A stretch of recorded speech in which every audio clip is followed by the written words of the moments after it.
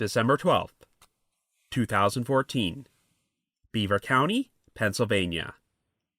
A severed head belonging to an elderly woman is discovered in a rural wooded area, but the rest of her remains cannot be found.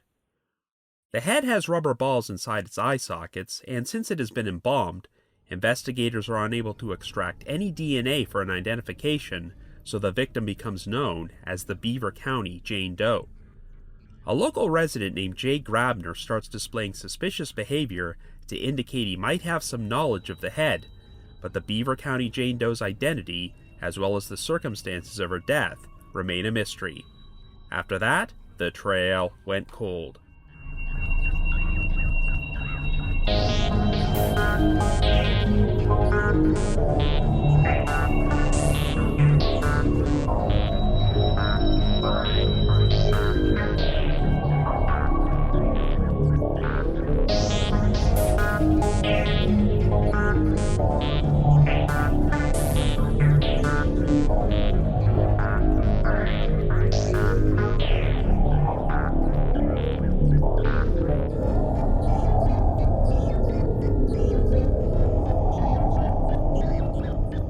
Hello everyone, and welcome to our latest episode of The Trail Went Cold. I'm your host Robin Warder, and for the rest of the month of October, we're going to be releasing Halloween-themed episodes about mysteries which have a creepy slant to them, and this particular case involves an unidentified decedent, the unexplained 2014 death of the Beaver County Jane Doe. Of course, I've already done a number of episodes about John and Jane Does, but this is the first story I've covered where the only part of the victim that was found was their head. And of course, many of you probably already know that this was recently featured on a new episode from the Unsolved Mysteries reboot on Netflix titled The Severed Head, so it was only a matter of time before I covered it.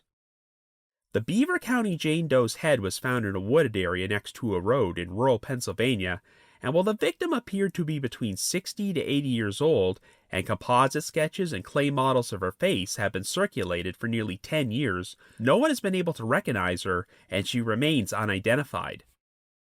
While it's tempting to believe that this individual was murdered and dismembered, investigators do not actually believe that she was the victim of foul play, as it turned out that her head had been embalmed.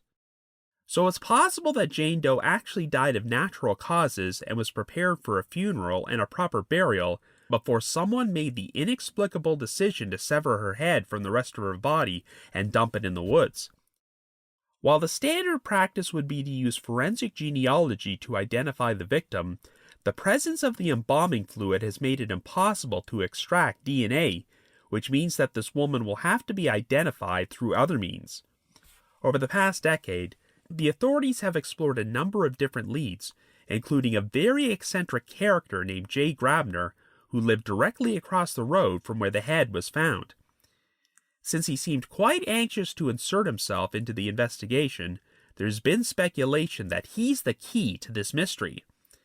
There are technically two main mysteries in this story: the identity of the Beaver County Jane Doe and the identity of the person who planted her head in the woods, but there are even more unanswered questions about how and why this whole situation even happened.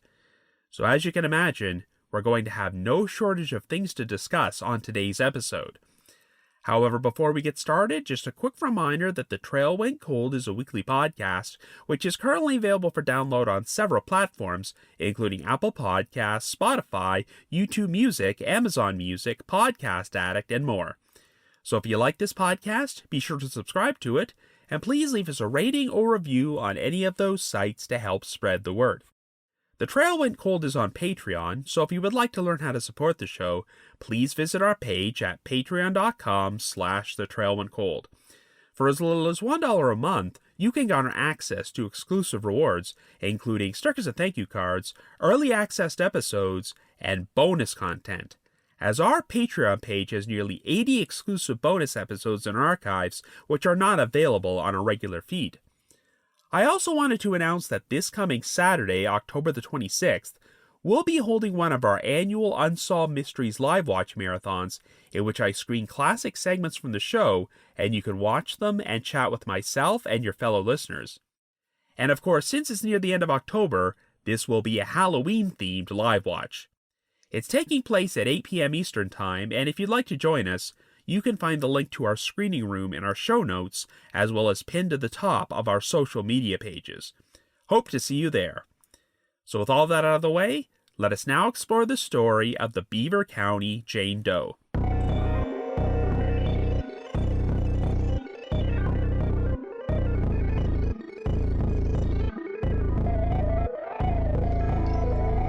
Our story begins in Beaver County, Pennsylvania in 2014. At around 12:30 p.m. on Friday, December the 12th, a 15-year-old boy got off a school bus in a rural residential area on Mason Road. This spot was located in close proximity to Interstate 79 and State Route 65 near the borough of Economy, which is about 20 miles northwest of Pittsburgh. While walking down Mason Road, the boy decided to take a shortcut through the woods, but soon came across what appeared to be a human head, which was resting on the ground about 30 feet from the road. The boy soon called 911 to report his discovery, and when the Economy Borough Police Department arrived at the scene, they were able to confirm that the head was real. It belonged to a Caucasian woman with curled and fluffed whitish-gray hair and 2 moles on her cheek, and she was estimated to be between 60 to 80 years old. The head was subsequently taken to the morgue at the Beaver County Coroner's Office for a full examination and autopsy. It was in relatively good condition without any sign of decomposition, and while it had been found lying on top of a pile of leaves, there were no leaves on top of it. This meant that the head was likely left there sometime after the fall season ended, so the estimate was that it was in the woods for at least 1 week, though it could have been as long as 4 weeks. The victim's skin was smooth, and she had makeup on her face, as well as some lines around her mouth to indicate that she might have been a smoker. There was also some sort of tip on her nose to indicate that the head was possibly in a box or container at one point.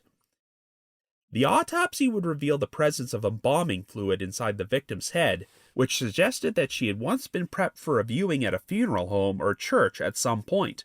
It was also apparent that the head was severed from the rest of her body after the embalming took place.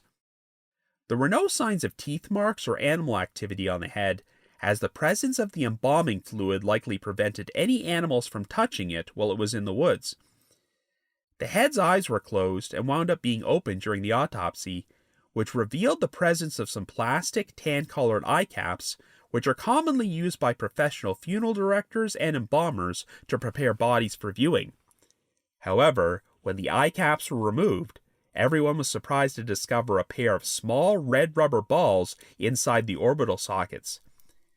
There was initial speculation that the woman's eyes were removed for organ donation purposes, but that generally only involves the removal of the corneas rather than the entire eyeballs. And if the eyes were removed, it would ordinarily be standard practice to fill the orbital sockets with cotton rather than rubber balls before they were covered by eye caps. Regardless, investigators were unable to confirm if an eye transplant had taken place, since organ donation organizations cannot share their information due to privacy restrictions. One of the detectives eventually figured out that the rubber balls found inside the eye sockets were children's toys ordinarily made available in gumball vending machines. It was determined that these balls had been manufactured in China, but since they produced so many of them, it was impossible to track down where the balls from the sockets were sold in America. Investigators contacted a number of funeral homes and mortuaries in the area, who all confirmed that it was not standard procedure to place children's rubber balls into the orbital sockets of decedents. An extensive search was performed of the wooded area next to Mason Road in hopes of finding a torso or additional remains belonging to the victim, but even though the search effort involved law enforcement, firefighters, search and rescue groups, and cadaver dogs, they failed to turn up anything. And since the decedent could not be identified, she became known as the Beaver County Jane Doe. Due to the embalming fluid inside her head, it was impossible to determine how long Jane Doe had been deceased prior to her discovery, but investigators were inclined to believe that she was not the victim of foul play. Since she appeared to be a senior citizen, it was possible that Jane had died of natural causes and was embalmed by a professional, but before she was buried or cremated, someone managed to intercept her body and remove her head. Since the head was found 30 feet from Mason Road, this ruled out the possibility that it could have accidentally fallen out of a vehicle, so it seemed apparent that it was deliberately placed at that spot for unknown reasons. Beaver County authorities sent a sample of Jane Doe's occipital bone to the University of North Texas Center for Human Identification in hopes that they could extract DNA from it and identify the decedent, but unfortunately, the embalming fluid had greatly deteriorated the DNA markers and made it impossible to obtain any usable samples from the head. Over the past decade, investigators have sent brain, hair, and tissue samples to various organizations in hopes of creating a full DNA profile for the victim, but all attempts at extraction have been unsuccessful. Tests of Jane's hair did identify traces of lidocaine and atropine, drugs which are commonly used to treat cardiac distress, so this led to speculation that Jane died of a heart attack. The toxicology results also suggested that she may have suffered from chronic pain, and paramedics had attempted to resuscitate her around the time of her death. Since DNA testing was not an option, there was hope that Jane could be identified via dental records, so her head was sent to the University at Buffalo School of Dental Medicine in New York for analysis. The decedent still had a full set of teeth, which each had fillings in them, and one of her teeth had been filled at least 7 times. Dr. Raymond Miller, one of the experts who examined Jane's teeth, described her as having quote-unquote patchwork dentistry, which meant that she only addressed her dental problems when absolutely necessary and elected to get multiple fillings rather than crowns. For this reason, it was theorized that Jane may have been a lower-income woman who never had high-quality dental insurance plans and lived in an area where the water was not fluoridated and there was a higher risk of tooth decay. Most experts believed that whoever removed Jane's head from her body had anatomical knowledge and experience, as they did a very clean job at cutting through her spinal cord and trachea and likely used a scalpel. Jane's cervical spine had also been removed, and there were 2 slits on the back of her neck. Out of respect to Jane Doe and her possible family members, law enforcement have never released an actual photograph of her head, but they have created a number of composite sketches, including a reversed age sketch which showed how she might have looked at a younger age. In addition, a 3D clay model reconstruction of Jane's head was created by Michelle Vitale, a forensic artist and professor of art at Pennsylvania Western University, Edinburgh, and photos of it have been circulated by law enforcement and the media. Since no one from Beaver County has recognized and positively identified her, it's been theorized that Jane did not hail from the area. Isoforensics Incorporated, a research institute based out of Salt Lake City, Utah, used Jane's hair and tooth enamel to perform stable isotope oxygen testing to try and figure out where she might have lived. The results showed that during the last 7 months of her life, Jane had changed geographical areas at least 3 or 4 times and may have traveled through parts of South and Central Pennsylvania, Eastern Ohio, Northern West Virginia, Northern Maryland, and Eastern New York, extending north to Lake Ontario. It's been estimated that she may have grown up in western Pennsylvania, south of Beaver County, and was somewhere in the region of the Allegheny Mountains when she died. Investigators cross-checked Jane Doe with a number of missing women from Pennsylvania who matched her description, and while they could not do any DNA comparisons, they were able to rule out at least 5 women via dental records. These included Terry Lynn Berman of Hellam Township, Robbie Hahn Siders of Mechanicsburg, Amy Pugner of Washington, Holly Grimm of Wescosville, and Jennifer Cahill Shadle of State College. This only increased speculation that Jane was never officially reported missing, and if she died of natural causes, her loved ones may not have even been aware that her head had been removed. Since she could not be identified, Beaver County authorities held a funeral service in which her head was placed inside a full-size casket and buried at the Beaver Cemetery and Mausoleum beneath a headstone which simply read, Jane Doe, found December the 12th, 2014. Beaver County authorities looked into the possibility that Jane's head may have been removed and stolen after she was already buried, but after performing a thorough search of all the local cemeteries, they did not find any disturbed graves. But they were eventually contacted by the Fayette County coroner, who informed them that on August the 4th, 1988, an unknown party had broken into a crypt at Oak Grove Cemetery, located in South Union Township, just over 65 miles south of Economy. They then pulled out a casket belonging to a woman named Teresa DiCarlo, who had passed away in 1952 at the age of 75, and they proceeded to remove her head from her body before stealing it. The head was never recovered, and the identity of the person who stole it was never determined, but at the time, rumors circulated that a satanic cult was operating in the area and may have wanted to use the head as part of their rituals. Older photographs of Teresa DiCarlo did show a resemblance between her and composite sketches of the Beaver County Jane Doe, so investigators wondered if the head might be Teresa's. However, when dental experts performed a new analysis of Jane's teeth, they ruled out this possibility, as Teresa died in 1952, but Jane had clearly undergone some methods of dental work which did not exist until decades later. In particular, one of Jane's teeth contained a filling compound called barium glass, which was not available to dentists until 2004. Since this lead was now a dead end, investigators started exploring the possibility that Jane's head may have been obtained on the black market in some sort of illegal human body parts trade. In 2017, the Reuters news agency published an extensive 7-part series about the body trade, and one of their articles, co-authored by investigative reporter Blake Morrison, focused on the Beaver County Jane Doe and her potential connection to this topic. During his research, Morrison learned that seminars and conferences were sometimes held in hotel ballrooms in which actual body parts would be brought in for dissection and research purposes, and even sold and traded there.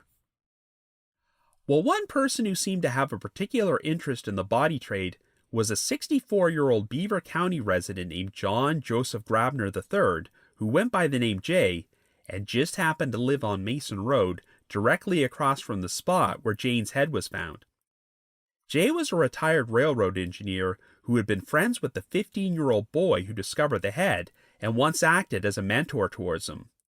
But for reasons that are not entirely clear, Jay and the boy had a falling out, and he was no longer allowed to visit Jay's home. The owners of a property across the road owned a horse named Ginger, and Jay became particularly close to the animal. But one day, Ginger was found bleeding in the woods and treated by a veterinarian before she succumbed to her injuries a few weeks later. Once again, the circumstances of what exactly happened to Ginger are pretty murky, but Jay became convinced that the 15-year-old had stabbed and murdered the horse in retaliation for their falling out. According to those who knew him, Jay then obsessively spoke about getting revenge on the boy. Shortly after Jane's head was found, Jay agreed to be interviewed by the Economy Borough Police Department, and he did not hesitate to express his suspicions that the team was responsible for what happened. In fact, he even went so far as to accuse the kid of killing Jane and dismembering her before placing her head in the woods and calling the police to report it. Well, by this point, the boy had already been thoroughly questioned, but investigators did not believe he showed any signs of deception and concluded that he was telling the truth and was just an innocent bystander who had no knowledge or involvement with what happened to the head. Years later, when Blake Morrison started researching this story for Reuters and visited the scene where Jane's head was discovered, Jay immediately exited his residence and approached him. Jay would spend a considerable amount of time speaking with Morrison and continue to express his suspicions about the boy. Jay also seemed to display extensive knowledge about the body trade industry and the aforementioned conferences held in hotel ballrooms, even mentioning that unused body parts would sometimes be thrown into dumpsters. Jay also talked about losing his dog Jackie and showed Morrison a freezer in his basement where he claimed he had kept Jackie's body. At one point, when one of Morrison's cameramen visited the spot where the head was found, he noticed that Jay was watching him through a telescope from an upstairs window at his house across the street. And coincidentally enough, this spot was only a few feet away from where Jay had found Ginger the horse bleeding, and it was also just down the road from another spot where Ginger's body was buried after she died. This prompted Morrison to formulate a theory that since Jay believed that his former teenage friend had killed Ginger, he decided to orchestrate an elaborate revenge scheme in which he would obtain a human head on the black market, keep it inside his basement freezer, and then plant it in the woods across the road from his home. Since he knew the boy usually cut through these woods whenever he got off the school bus, Jay may have been hoping that he would discover the head and call the police, who would then become suspicious enough to blame the kid for the whole situation. But of course, since the police immediately cleared the boy of any involvement, Jay's alleged revenge scheme did not work out as he had planned. When Morrison asked Jay if he would be willing to take a polygraph test with the Economy Borough PD, he immediately agreed to it. Jay subsequently took the test and was asked multiple questions about whether he had any involvement in planning the head, but even though he repeatedly said no, the results indicated deception in his answers. When Jay was confronted with the results, he continued to insist he was telling the truth and knew nothing about the head. Nonetheless, police still had their suspicions about Jay, and since his own mother had passed away in 1999, they even took the step of double-checking her grave to ensure that her head had not been removed from there. After looking at photographs of Jay's mother, investigators did not believe she was a match to the Beaver County Jane Doe, and in the end, they were unable to find any evidence that Jay had been involved in planning her head. On September the 30th, 2020, Jay shocked everyone by driving his pickup truck onto an overpass on the Ohio Turnpike and jumping over the edge into the path of an oncoming truck. Jay was 70 years old at the time of his death, which was ruled to be a suicide, though it was likely driven by undiagnosed mental health issues rather than anything to do with Jane Doe's head. On July the 31st, 2024, the story would attain international exposure when it was featured on an episode of the Unsolved Mysteries Netflix reboot titled The Severed Head. Investigators hoped that the episode might help generate some new leads, or that someone out there might finally recognize her. But for the moment at least, the Beaver County Jane Doe is still unidentified, and the circumstances of her death and how her head wound up in the woods continue to remain unknown. So I guess you could say the trail went cold.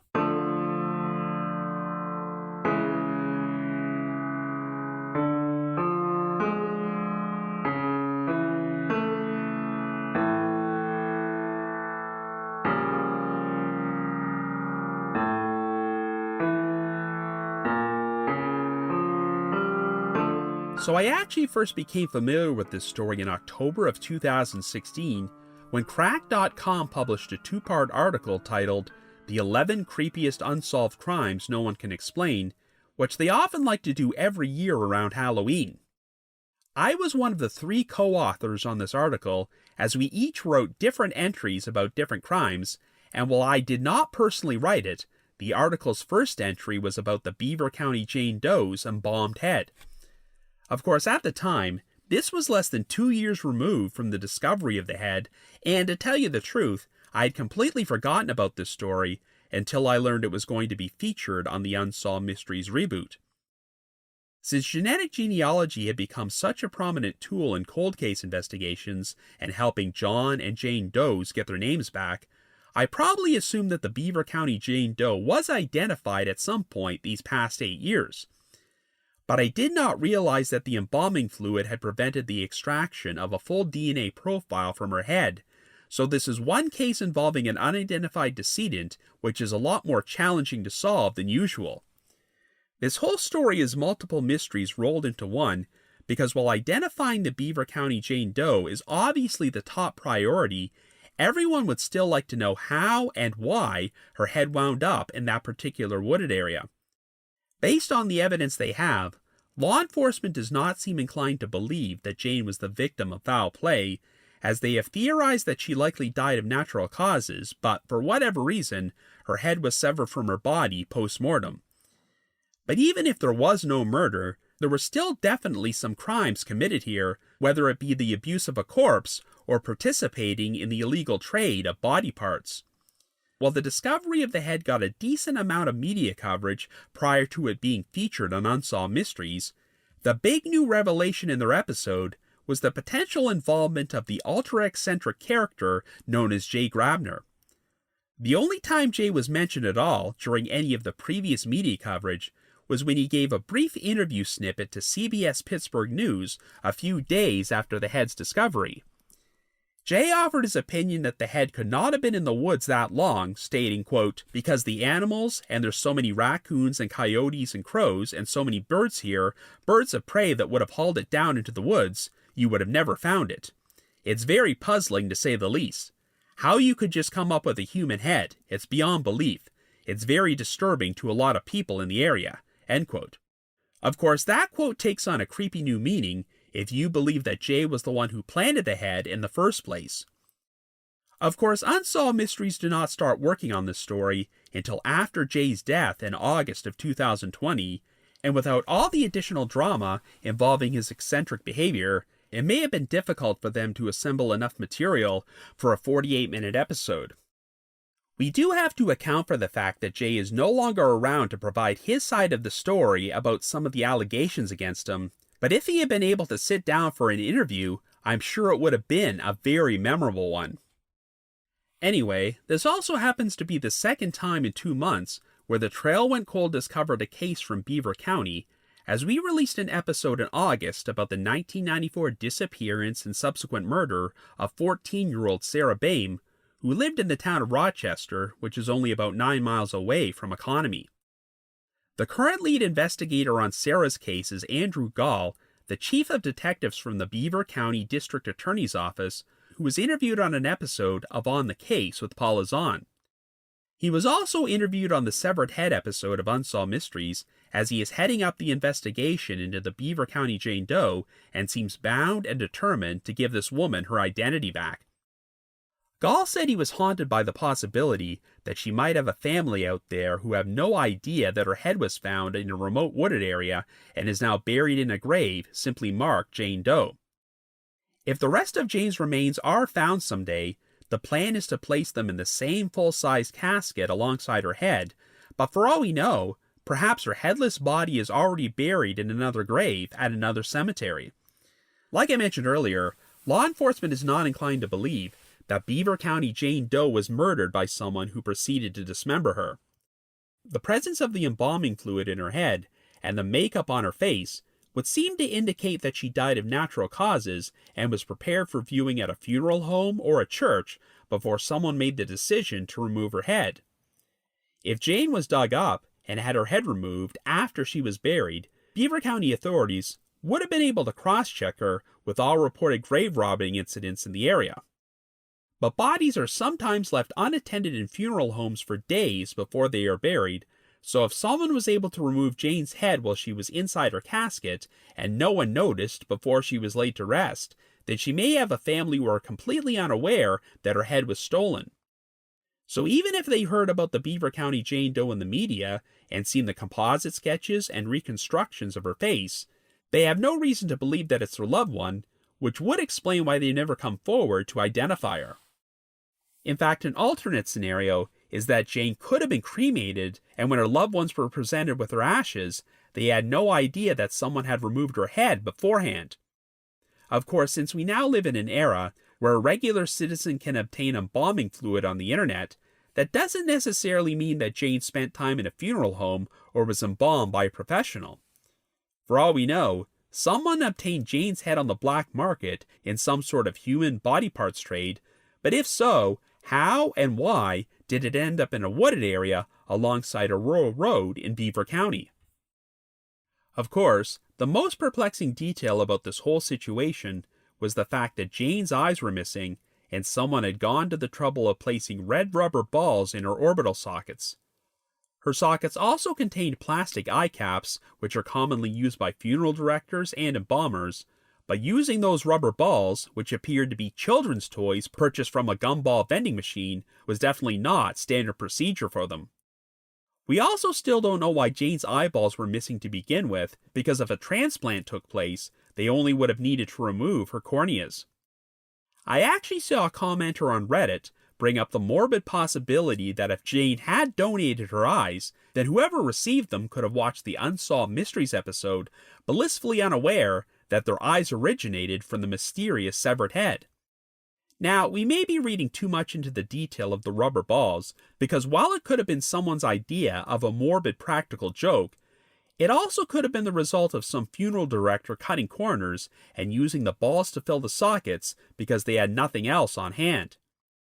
It's possible that Jane had no living relatives and arranged to have her body donated to science following her death, but even if her head somehow wound up being circulated on the black market, that still doesn't explain why it was found in the woods. The one thing investigators seem reasonably certain about is that the head could not have accidentally fallen off a vehicle and wound up at that particular spot, so someone intentionally planted it there.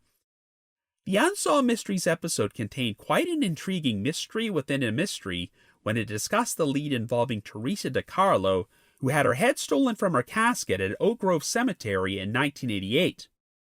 During this section of the episode, I felt tempted to yell out, "Vintage Unsolved Mysteries," since they briefly mentioned the possibility of her head being stolen from everyone's favorite old-school standby, a satanic cult.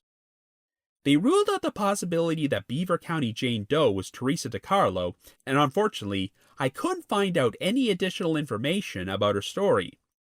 Even if you discount the whole satanic cult angle, I sure would like to know why someone felt the need to steal a head belonging to a woman who had died 36 years earlier, and what ultimately happened to it. But while we're on the subject, there is actually a more recent documented case of head snatching which took place in Canada, and I'd be curious to know if investigators have ever looked at a possible connection.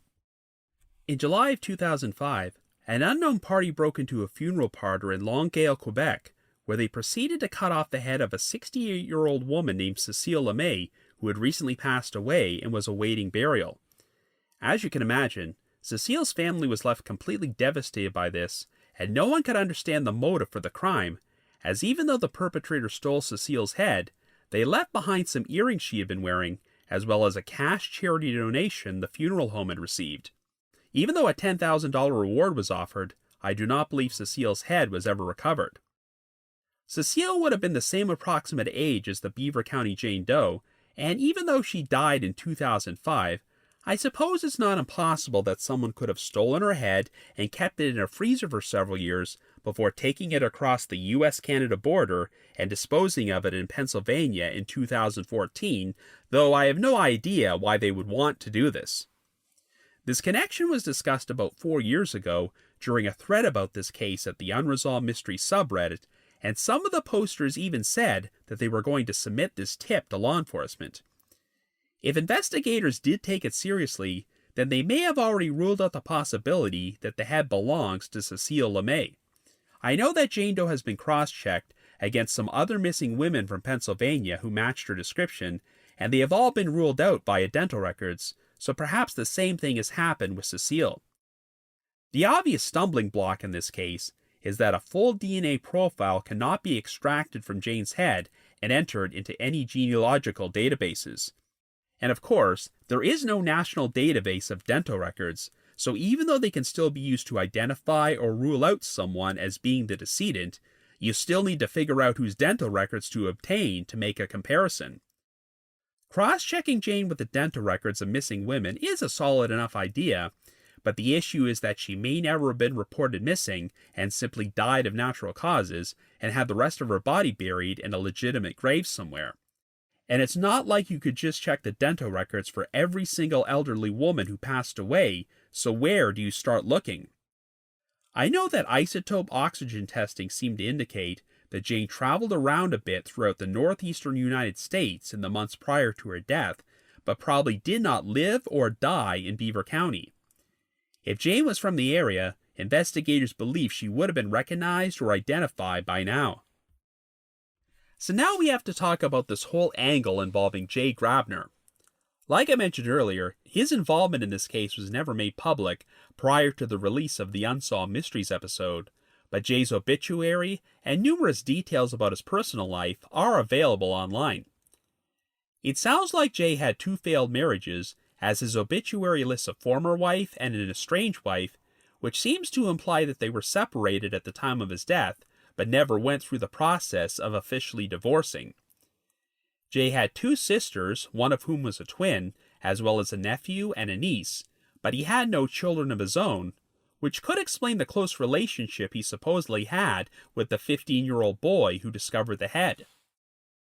Jay had been a railroad engineer who became the area director of the National Railroad Retirees Association, and he was also described as being an avid antique car enthusiast and collector.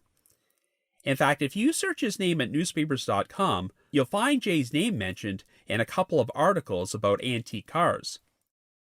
Jay's obituary lists him as being preceded in death by his parents and his beloved dog, Jackie, and as you recall, Unsolved Mysteries featured footage of Jay showing off his basement freezer and alleging that he kept Jackie's body in there, which is just one of the many WTF moments in the episode involving Jay.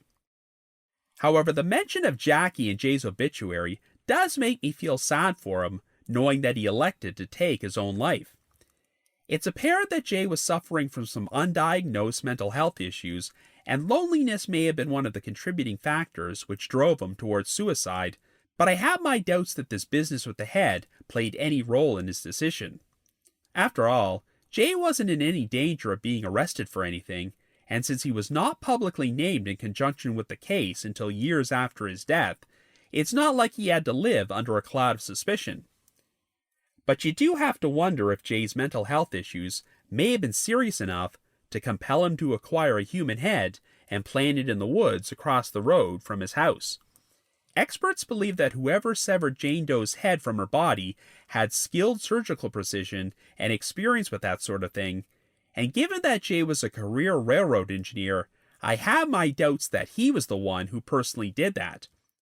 I also don't believe he was some serial killer who murdered Jane and dismembered her, but given that he displayed some knowledge about the body trade industry, could he have obtained the head on the black market from someone else? Jay even made specific mention of the hotel conferences and seminars where body parts would be dissected and disposed of in dumpsters, so could he have acquired a head in that fashion? The theory pushed forward on Unsolved Mysteries is that after Jay had a falling out with this 15-year-old boy, he decided to plant the head in the woods in hopes that the boy would discover it and call the police, and they would in turn blame him for being responsible. That sounds like a patently absurd revenge scheme, which makes no logical sense whatsoever. But if Jay was not mentally well, then perhaps we shouldn't attempt to apply standard logic to his actions. While I suppose it's not impossible that body parts would be tossed into dumpsters at these conferences, would they really do something like that with an entire human head? If so, what are the odds that Jay would be able to find one? The whole section of the Unsolved Mysteries episode detailing the relationship between Jay and the boy is incredibly bizarre, particularly when they suddenly introduce this horse named Ginger into the story and recount how Jay accused the kid of fatally stabbing the animal. I have no idea if Ginger was actually stabbed or not, but I think we're missing a lot of context here, and the whole situation just left me scratching my head. Whatever happened, even though Jay did everything he could to try and plant the seeds that this 15-year-old kid personally murdered the Beaver County Jane Doe and beheaded her, the police were not buying it and immediately cleared the kid of any involvement. I mean, if Jay had such bitterness against the boy, I could understand him trying to falsely accuse him of planting the head, but the idea of Jay going to the trouble of planting the head himself in order to set the kid up as part of an elaborate revenge scheme is another matter altogether. It sounds like Jay had a reputation for always wanting to make himself the center of attention and sticking his nose into other people's business. So even if he had nothing to do with the placement of the head, the discovery of something like that directly across the road from his home would be a pretty big deal, and I could see him using this event to insert himself into the investigation at every opportunity. Since Jay was a retiree, he may not have had anything better to do with his time, and this could also explain his eager willingness to be interviewed on camera when Blake Morrison started looking into the case. One of the big highlights of the Unsolved Mysteries episode is the footage of Morrison asking Jay if he would be willing to take a polygraph. Since the original version of Unsolved Mysteries aired on network television, you were obviously never going to hear any F-bombs on the show. But the rules are quite different for Netflix, so therefore, it was quite jarring when Jay was asked if he'd take the polygraph and responded by saying, quote, "Fucking right! You're fucking right I would! Them motherfuckers think I had anything to do with that head?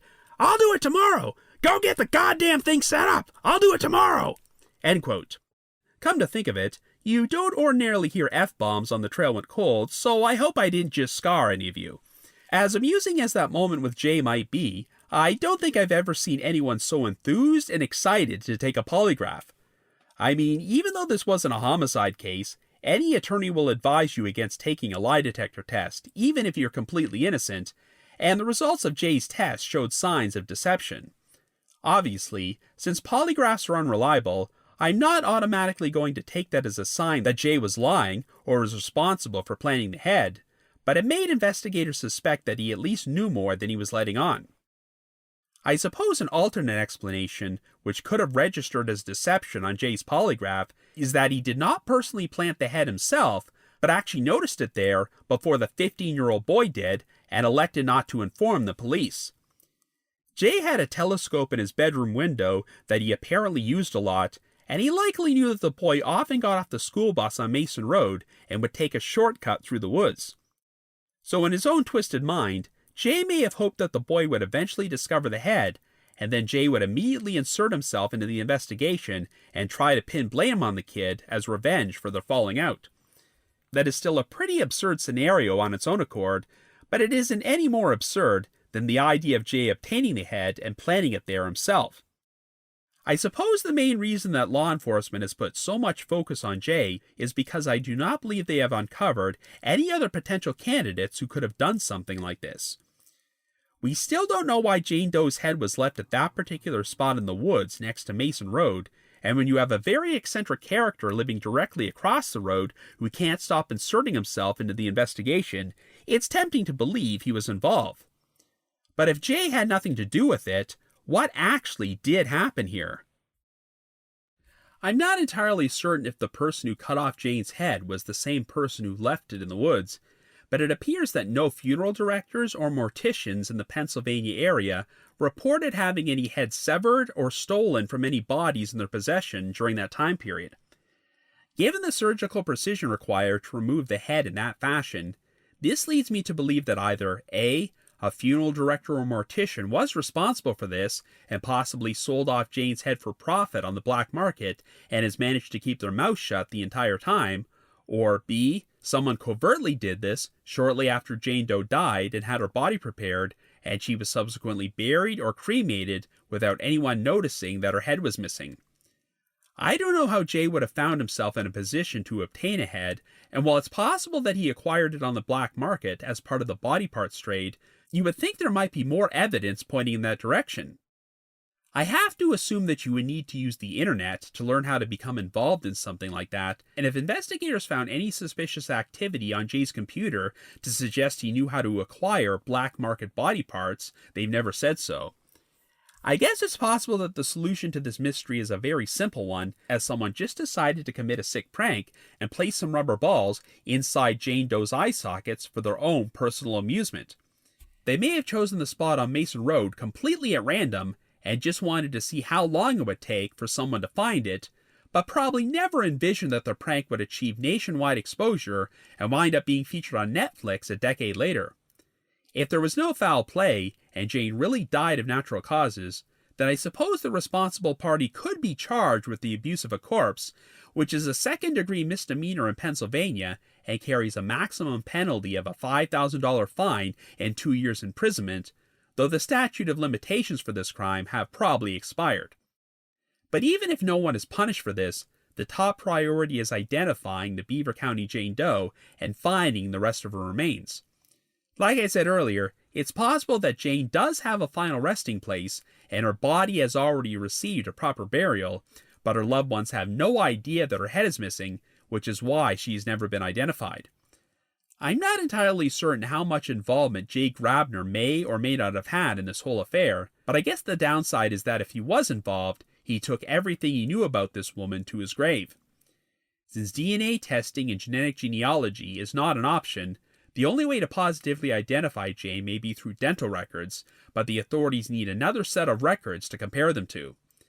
That's why we can hope that someone might eventually recognize this woman's face and come forward. So if you happen to have any information about the identity of the Beaver County Jane Doe or how her head wound up at this particular location, please contact the Economy Borough Police Department at 724-869-7877. That's 724-869-7877. But if you just have your own thoughts about what happened, feel free to leave me a comment or send me an email to robin.warder@icloud.com. That's robin.warder@icloud.com. Also, one final reminder that this coming Saturday, October the 26th at 8 p.m. Eastern Time, we'll be holding one of our annual Halloween-themed Unsolved Mysteries live watch marathons in which I screen classic segments from the show, and you can watch them and chat with myself and your fellow listeners. If you'd like to join us, you can find the link to our screening room in our show notes and pinned to the top of our social media pages. Once again, it's taking place this coming Saturday at 8 p.m. Eastern Time, and we hope to see you there. Now, the reminder that The Trail Went Cold is on Patreon, so please visit patreon.com/thetrailwentcold to learn how you can support our podcast and become eligible for some pretty neat rewards. Over the past 6 years, our Patreon page has released nearly 80 exclusive bonus episodes, which are all currently available in archives for our patrons in tiers 2 and 3. This past month, I released a bonus episode about the mysterious story of John Doe number 24, a young deaf-mute man who was found wandering the streets of Illinois in 1945 and spent the next 48 years in various institutions without being identified. I've also dropped an exclusive bonus episode from my spin-off podcast, The Path Went Chilly, in which myself and my two co-hosts, Jules and Ashley, cover a bizarre missing persons case from Unsolved Mysteries, the 1998 disappearance of Leonard Derrickson. And for our patrons in Tier 3, I've recorded another new audio commentary track, which can be played over a classic episode of Unsolved Mysteries, and we now have nearly 70 of these commentary tracks in our archives. I just wanted to give another shout out to my supporters at the Unsolved Mysteries message board at the Sitcoms Online forum and the Unresolved Mysteries subreddit. I need to provide a big thanks to Miguel Foote, who edits and assembles this podcast together for me, and Vince Nitro, who composes the eerie music you hear on every episode. If you haven't already, you can like us on Facebook, follow us on Twitter and Instagram, or leave us a rating or review on Apple Podcasts, Spotify, YouTube Music, Amazon Music, Podcast Addict, or whatever your favorite podcasting platform is. So have yourselves a great week and join us next Wednesday for this month's final Halloween-themed episode of The Trail Went Cold.